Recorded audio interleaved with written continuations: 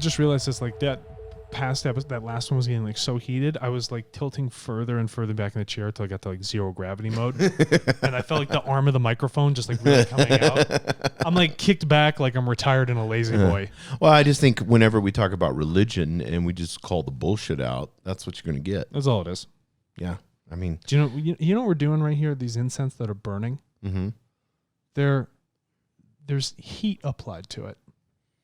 So if you think about like truth, there's a little bit of heat behind that, a little bit of sting. My father likes to call it the hot knife. We don't need to get into him. But when you know it hurts, you know it's coming, but you got to burn the impurities out. Mm-hmm. Or consider like, I love the smith metaphor with the anvil, okay? Strike him when the iron's hot. The reason you hit something, okay, while you're forging it and hitting it is because you have to knock essentially the impurities out of the metal. You just want that pure concentrate of that metal left. So when you say something that's truthful, it comes in with very pointed, articulate, focused force. And it just blasts out the impurities.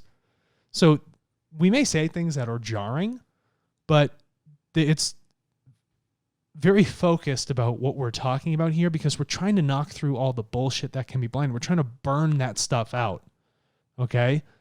You got to like trimming away all the fat so you can get to the clarity of what's going on here. Do you see what I'm getting at? No, I like that metaphor that you use because whenever you apply heat to it and then you have pressure and then you have that pressure being reapplied over and over and over again, then it creates this purity. Yeah. And you're only left with what the truth is. It's not the other things that are trying to bog it down or make it brittle. The reason you knock those impurities out because they make the sword brittle or whatever this object is. So the more you articulate and hit that and focus on it, put that heat, work, pressure, and time, the stronger you actually refine this thing down to. The stronger you refine your thoughts and your thinking and your consciousness. Okay? No, I love that because it's very, very practical because then you can say, okay, what is this pressure that I'm experiencing? What is this heat that I'm getting from? And then you can say, what hammer blows have I had personally in my life? And then how, if I'm self-aware, how in that awareness, how do I become closer to creation? Yeah. And if if my consciousness is the tool and my hammer is the action that is refined, the thoughts, I'm refining the consciousness. Yes. And I'm making it as sharp as a sword. Nothing will ever be able to get by you. No one will be able to bullshit you. All you will ever see is truth because you have worked in refinement and accuracy and precision to remove all the impurities of that mind out of there. Things that actually inhibit creational flow and creativity and love and unity and all those beautiful things that happen. You've removed all that. You know, in our Turtle cast, we talked about the darkening of the oceans. It's like removing all that organic material so the light can actually move through it. Things bloom, they thrive. In light, in love. Amazing what happens. Well, they've done that before. They've gone into orphanages and stuff. And I know a lot about this, but they've gone into orphanages and they found, children that have just been in like a crib or in, basically a cage with no human interaction as a baby. It's terrible. And then they don't know how, there's been no love shown to them. So they don't know like the basic human functions of what it means to be a human. They have no idea in the essence of that. Love's our universal glue, dude. Yeah. If they can't be there and you can't create that relationship of interaction and understanding, they will never know love. There's no glue. Yeah. They'll grow up cold to this world, feeling like if they were never cared for, they can't care for someone else. Then the lessons become even that much more difficult to learn. So inhibiting to the evolution of like the spirit. Yeah, it's almost, in our desire, in this, and he talks about this, in service to self compared to service to others. But service to self is always that putting down of. Yeah. And speaking of Old and New Testament, let's get into a little bit of the Bible part, and then we'll get more into the Orion group. But there's an Orion influence in the scriptures. Yeah, and there was only 3 questions that were asked in regard to the Testament. So it's not like this was a huge focus of the raw material. The Bible, yeah. Ra doesn't, frankly, give a shit. It's a book to him. Yeah. It's junk material. Yes. Okay, space junk. cosmic dust. You know what I mean? Cosmic dust. It's just a bunch of cosmic dust. It's like Larry the Nothing Cable Guy. just wisping over my body. The incense is getting to us. Yeah, I'm sorry. So Don Elkins asked a question, or Dan, or crap, I can't remember his name. Doesn't matter. Questioner, 26.6. Can you tell me if the Old Testament has any of the law of one? This is great. I'm raw. This is correct. Okay. Yeah. All right. That couldn't be any more simple Yeah, right yeah. here. This is great. But now you got to refine your question. Right. Because the question, when you ask something and you're looking for an articulated response, Right. make sure you ask a good question. Yeah. You're taking the In Old Ross- Testament has majority of the New Testament's like this then. So you're going to take this big Old Testament Yeah. with these characters and the people, the way they're acting. Yeah. Of course the law of one's in there. Remember Ross said everything is the law of one? Yeah. So don't ask a question about something because That's correct. obviously, everything is a part of it. Yeah. Is Alexander McCaig the law of one? Yes. Yes. Correct. Yeah. Was Hitler the law of one? Yeah, he was. Yes. Yeah, it plays that way. Yeah. Okay. So 26.7, next question. Which has more of the law of one in it? Oh, now we're actually getting into a little bit of detail. Yeah. Okay. The Old Testament or the New Testament? I am raw. Withdrawing from each of the collections of which you speak, the portions having to do with the law of one, the content is approximately equal. However, here we go. However, how, the function of how something is done. Right. So it's the function of something over time. However, right. Yeah. I like that. The so-called Old Testament has a larger amount of negatively influenced material, as you would call it. So the Old Testament. So this is supposed to be the primordial understanding, the genesis of all the religions, all this other crap that's going on. That one's more heavily negatively influenced. So the fundamental base of the New Testament, the old one, is negatively influenced. So how do you think that's going to carry over into the New Testament? Yeah, exactly. Okay, so if one is supported by the other, obviously that's not looking good. All right? Negatively influenced material. Okay, 26.8. Can you tell me about what percentage? Oh, see, now we're getting, the math is great. Can you tell me about what percentage is Orion influenced in both the Old and the New Testaments? So if Ra is saying, okay, there's influence in both of negative, the old one's more negative than this, can you tell me like what amount of it? Right. I'm not sure what Don's trying to get at. Like, what's he searching for? Like, does it have to hit a threshold for you to be like, oh, maybe I shouldn't listen to it? I'm seeing these questions as him maybe being Christian and biased. Well, the thing is, Carla Ruckert was church focused. Right. Right. But this lady ends up being a channel for extraterrestrials. But her entire life has been focused around God and praying and all this other stuff. Right. Very interesting dynamic happening here. So if you just think about the logical context of this, why would a woman who has founded her entire life on these principles of God, church, pray, is laying on a table and she's delivering a message about negative influences on this thing that she has sworn her life to? Mm-hmm. Yeah, exactly. Something isn't adding up. Okay. So Ra says, we prefer that this is to be left to the discretion of those who seek the law of one. So if you understand the concept of the law of one, okay, of this unity of everything, you'll be able to see anything that steps away from the law of one, this idea of unity, disunity, it's negatively influenced. So I could go line by line in the Old Testament and the New one, okay? And out of the totality of that, I could divide that thing out and be like 27.8% positive. Yeah, exactly. The rest of this sucker, totally negative. All right? And so Ross says, we are not speaking in order to judge. Because when you judge, you put people in a bucket. Right. That's good, that's bad, blah, blah, blah, blah, blah. No, it just says that there's influence on something, but it's not to say whether it's good or bad. There's no perception of that. Right. There's no paradox. Such statements would be construed by some of those who may read this material as judgmental. Oh, think about what Ra just said. We are not speaking in order to judge. Ra, upper sixth density being, a collective consciousness, is saying we are not here to judge about it. Such statements would be construed by some of those who may read this material as judgmental. So then he's saying, if someone came and read this material about what we're saying right here that you're recording, Don, Carla and Jim, then they'd be like, oh, there you go, Ra's a hypocrite. Here's the first logical flaw. This is already, how can a lady in this trance channeling state deal with fundamental logic like that over the course of 2 years and not have one statement that contradicts another one? Yeah, this makes sense. That is frankly incredible. I have a hard time not contradicting myself, trying to not look like a hypocrite. Right. And the fact that this is called out immediately. So then Ra continues. We can only suggest. You're never told. You're never demanded of. We can only suggest a careful reading and an inward digestion of the contents.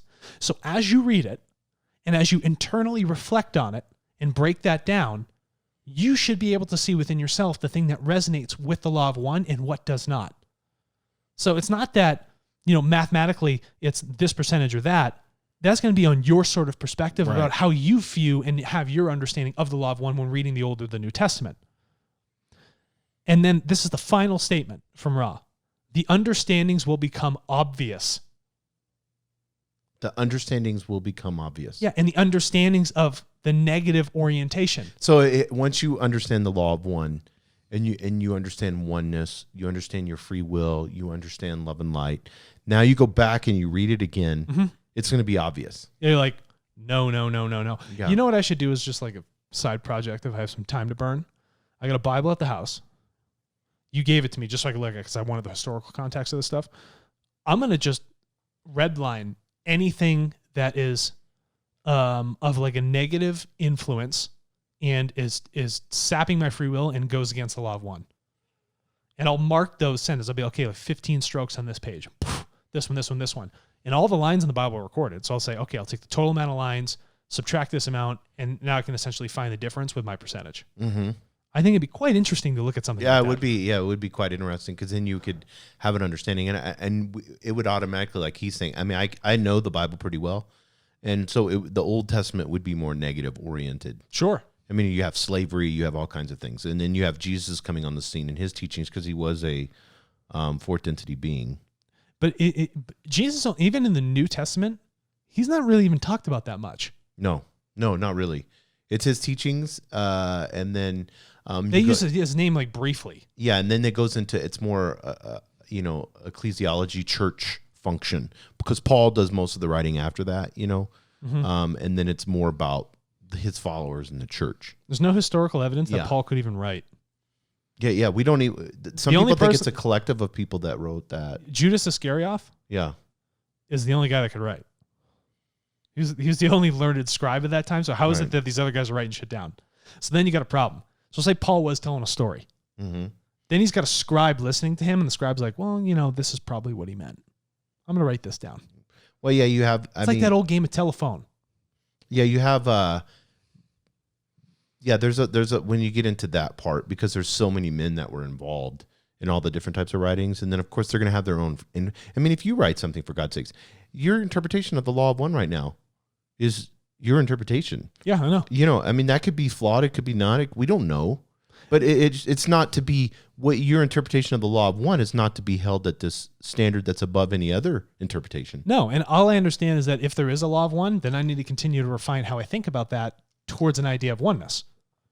Well, it should be judged off of creation. Well, there's no. It's not even a judgment. Yeah. It's a. Does it align? Yeah, it's in alignment with creation. Right. It's not even a judgment because there's no comparative nature to it. Yeah. It's just like if creation's just this beam, right? This highway. Right. Am I aligning with it or am I diverting? Yeah. That's all. And it's not a function of judgment. It's like, I got to turn the wheel back this way. Yeah, exactly. Yeah, no, that makes sense. Gonna hit a pothole. Gonna hit a median. So that's the beautiful part when you look at spiritual teachers or you look at the Bible or whatever you're looking at. You just look at it in that light. And it's so beautiful. So because the minute you start to say, oh, okay, Alex knows more than I do, or Rahashad Mahad, knows more than I do. Yeah. Now you've created that bullshit separation. Yeah, exactly. Which you can go to our other episodes and listen to that. I like to wear a shirt, Ich weiß es nicht. Right. I don't know anything. That's what it means. I don't know anything. The only I'm so curious. I'm constantly searching. Yes. And I'm constantly retesting thoughts or ideas that I had. I even go back. See, I notate all of this stuff, and I'm like, ooh, that was a really good idea. And then I look back at it from the future to go back to my notes. I'm like, oh, well, it's interesting that I used to think like that. And then I think about the connection between point to point to point to point and how that my consciousness is developing. And I'm like, I can see where the errors were. And I can see what was driving this. And I can see how the perspective has changed. Well, even that I hate to even look at, because when you understand, I'm 47. So in the light of an eternity, in light of collective consciousness of all of eternity, you put my little 47 years in there and it's not even a speck on the paper. Dude, it's a fart in the cosmic wind. Yeah. So, even all of that, even my reasoning and logic means nothing. In the context of everything. Yeah. So just being present is all that we can be. That's and I want to talk about this because it's really interesting. I was having a conversation with someone the other day, and Eckhart Tolle talks about this one. I thought it was really good. Are you talking about the guy who doesn't have to meditate anymore? Yeah. But he had a really good statement, and I really loved this, and I was talking to someone else about this. When we look at something and we say, oh, the mountains are beautiful today. What do you mean today? They're always beautiful. Well, they're always beautiful. But I mean, we always look at I hate that lady's outfit. Okay, that's a negative judgment. Mm-hmm. But either or are the same.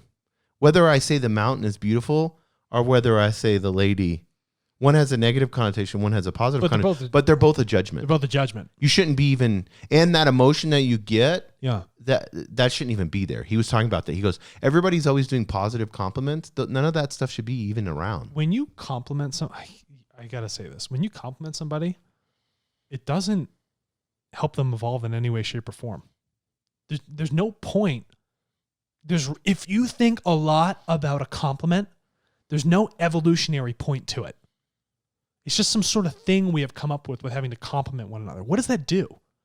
There's no it's real an ego thing. Yeah, it's an ego thing. There's no real, I don't want to say testament to truth. Right. No pun intended.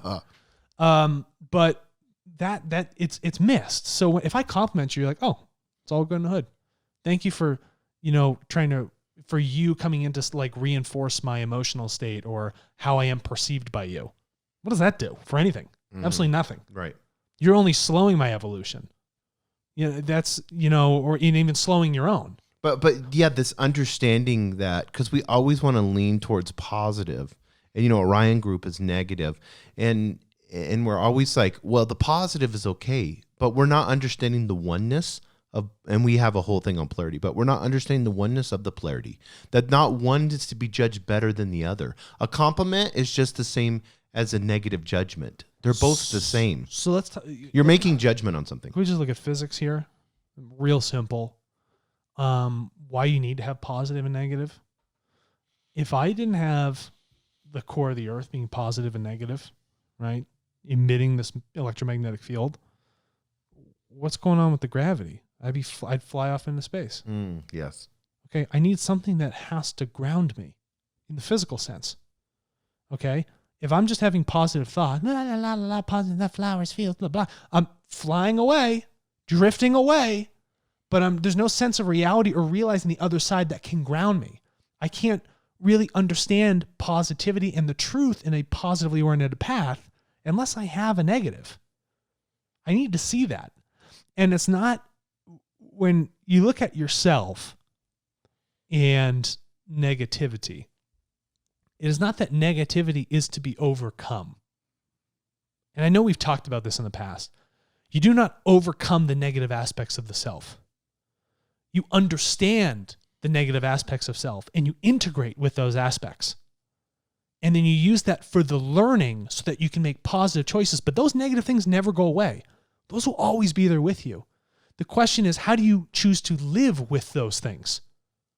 You can have negative thoughts and act negatively, right? Or just to allow them, not to judge them, not to accept them, but just to allow them to be. And then you would, and again, allow them to be. You would never recognize the value of your positive thoughts if you only think positively. Right. Ever. If everything was just a positive, right-hand path world, everything like that, like blah, blah, you can't, nothing, if things would cease to exist. Okay. The sun has a maximum for its size right now. Its energy output, the positive, is only up to a certain amount, where the negative, the force of actual matter around it, is inhibiting its size growth anymore. Physics is forcing this equilibrium. So if we didn't have that, the sun would grow, explode. that's what it's going to do. You have to have this negatively opposed factor so you can recognize the value and create structure in something. Yes, because when it lacks that structure, when it lacks a grounding agent, things will just expand infinitely and at that point completely cease to exist. It wouldn't happen. The world requires it. Physics requires it. Creation requires it. If it didn't have both sides, it cannot learn from itself. If there is no learning, evolution stops. Creation cannot grow.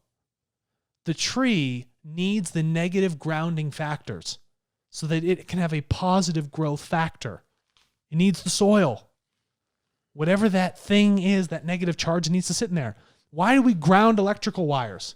Because I'm hammering a positive charge through it, and I gotta ground it somewhere. Why is there a grounding wire on your house? Because there's an emission of this energy, and you have to ground something that comes in so that it can find an equilibrium. It creates that stability. Physics in the universe screams at you for why these things need to be. So it's not a function of overcoming your negative. It's a function of integrating with it. Yes. That grounding wire on the house, think about it as like grounding wire on your ankle. It's got to be there. Is this clear? Yeah, no, but I mean, the one, that negative viewpoint you have for the negativity, like, is not this ability to be able to understand both of them as just is, with no emotion tied to them. Because we're always like, oh my God, I'm just so excited today because this happened to me at work and this happened to me. And then the next phone call is, I can't believe this person said this about me. Right. You see what I'm saying? Yeah. And then we naturally gravitate towards, oh, well, that was really exciting news that you got that promotion at work.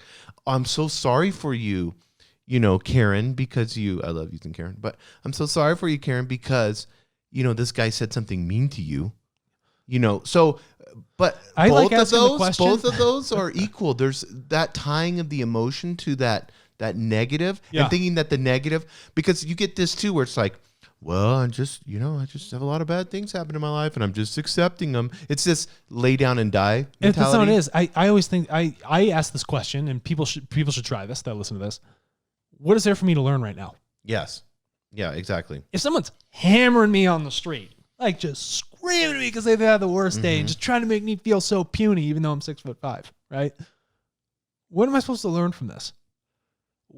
What is it about what I've been exuding that has asked for some sort of equalizing force to try and come in? And so that I can actually integrate with what this situation is. Instead of me becoming rift and upset and actually wanting to get in a fight with that person, right? Or matching them in their resonance. Right. I'm like, ooh, let me take this in, neutralize it. Right. Ask what is to be learned of it. Right. And then use this negative understanding. This becomes imprinted in me, this negativity. And then, now I want to make a positive choice with it. Yeah, because now you have an opportunity to be above the circumstance, if we want to use that word in an ethereal sense. Yeah. Of like we're floating in space. You can look over that situation and begin to take control of it, in the sense of, now is an opportunity in this negative. I've become self-aware. I know I'm learning, but now let me take control of this and give love and light. So if you are reading the New or the Old Testament... Now you're not a victim. If you're now reading the Old or the New Testament, don't be a victim. Remove yourself as an observer and almost look at you reading this book from a distance. Yeah. And I want you to also look at it the perspective of someone writing this book from a distance. And then look at how people interact with this material from a distance. And then I want you to test the value of the truths that you think are in it. Yes. And just write them down. Yeah, that's not true. I prayed to God, didn't really get anything. I'm going to knock that one off. That's not very good. I thought God would protect me in my country. Well, the United States invaded me. Knock that one off. Blah, blah, blah, blah, blah, blah, blah, blah. And then you're going to be like, none of these things are working. Is anything in here truthful? Is this actually applicable? Is this championing my free will, my ability to evolve? Because it just sounds like I need to be submissive to this thing that no one's ever seen. And when you look at the submissiveness, that's the part that I think is scary for those, because fear comes wrapped and clothed in submissiveness. I like that. You know what I mean? People get comfortable in being submissive. Mm-hmm. That's even scarier. Well, and then, but the fear is that motivating factor that creates that submissiveness. Yeah. Because now I'm fearful I'm going to get invaded, or I'm fearful that someone is going to destroy my comfort. Is that fear or is that anxiety? So fear of being invaded, which means that you're living in this idea of the hypothetical, and it's creating this emotional response. That's anxiety. Because that was real up to a few hundred years ago. Yeah. Fear is, I know for a fact this is going to happen. I see the events actually happening and unfolding in real time. Now it's something for me to be fearful of. Right. But the question is, at that point of fear, not anxiety, Right.